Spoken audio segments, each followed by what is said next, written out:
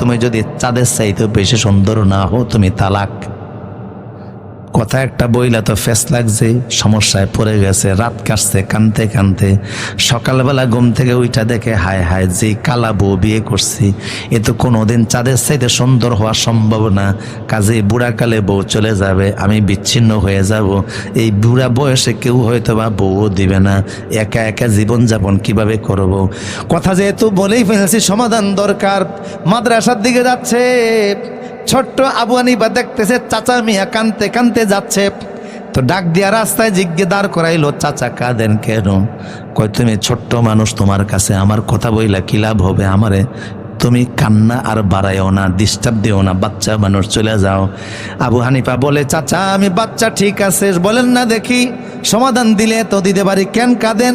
মুরব্বী দেখে আপনার প্রতি মায়া লাগতেছে। তো চাচা বাধ্য হয়েছে বলার জন্য। অনেক সময় বুড়া মানুষের ছোট্ট নাতিরা দইরা ফেললে দেখবেন দুঃখের কথা বলতে বাধ্য হয়। বুড়া আপনি চলে যান, তালাক হয় নাই, আরামে গিয়া সংসার করেন। সরাসরি কোরআন হাদিসে নাই, কিন্তু সমাধান আছে। কারণ ইসলাম এমন এক কমপ্লিট কোড অফ লাইফ, সব সমস্যার সমাধান জেনে দিয়েছেন। তিনি কে?